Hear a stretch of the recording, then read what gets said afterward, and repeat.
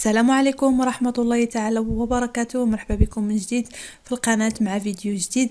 اليوم ان شاء الله غادي نشارك معكم هاد التحلية بالفريز اللي كتجي لذيذة وما تشبعوش منها وكتجي راقية شكلا ومذاقا. غادي نخليكم باش تشوفوا المكونات اللي غادي نحتاجو وطريقة التحضير. قبل ما نمشيو نشوفوا المكونات ما تنساوش ديروا لنا لايك والاشتراك في القناة باش يوصلكم كل ما هو جديد. اذا غنخليكم مع الفيديو فرجة ممتعة. اذا بسم الله على بركه الله. بالنسبه للمكونات الطبقه الاولى غادي نحتاجوا واحد نصف لتر ديال الحليب، وغادي نحتاجوا واحد 3 المعالق كبار ديال النشا، 3 المعالق كبار ديال السكر سنيده، واحد ساشي ديال الفاني، وغادي نحتاجوا ياغورت بنكهه الفراوله او الفريز. اذا بسم الله. انا غادي ناخذ الكاسرونه غادي نديروا فيها هاد النشا او المايزينا، وغادي نديروا السكر سنيده،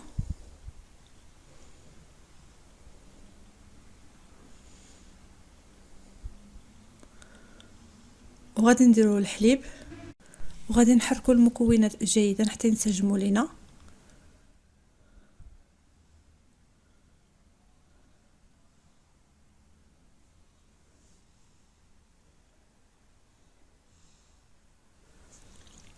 من بعد غادي نحطوها على نار هادئه ومع التحريك حتى يعقد لنا الخليط.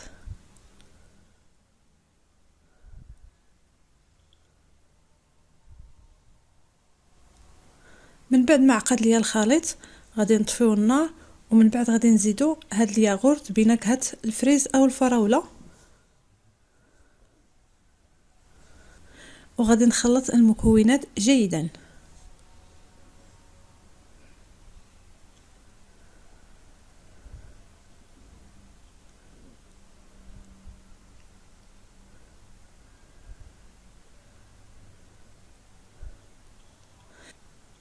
من بعد ما وجد ليا الخليط غادي ناخذ الكيسان او اي كيسان متوفرين عندكم، غادي نفرغوا الخليط، ما نحاولوش ما نعمروش باش تكون عندنا واحد المساحه فاش غادي نديروا الفريز او الفراوله.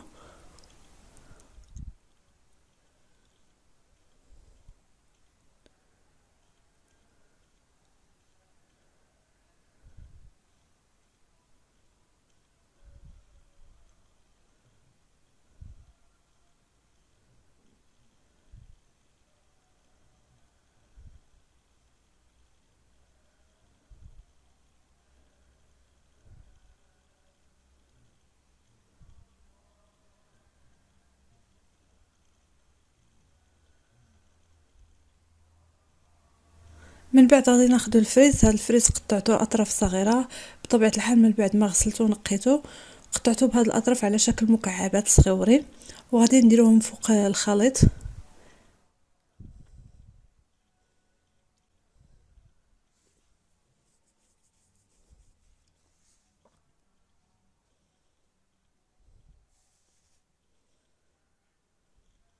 غنديروه كطبقه، ومن بعد غندخلوهم للثلاجه.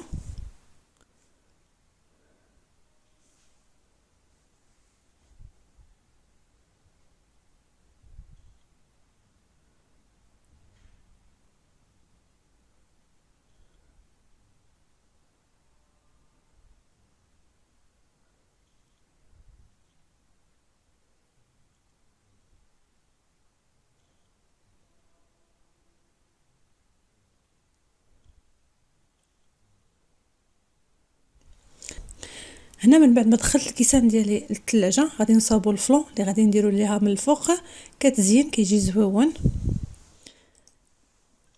هنا خديت السكر سنيده تقريبا جوج معالق كبار ديال السكر سنيده، وخديت هذا الفلون ديال الفريز، ومن بعد درت واحد كاس كبير ديال الماء،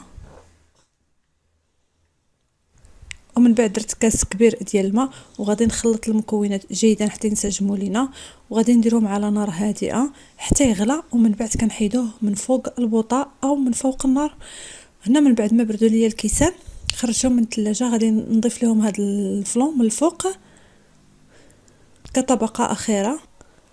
من بعد ما كنساليو كندخلوهم الثلاجه وكنخليهم يبردوا جيدا. بالنسبه لديك الطبقه راه كتماسك وكتشد في راسها. من بعد ما كتشد في راسها كنخرجوهم من الثلاجه وكنقدموهم بالصحه والراحه.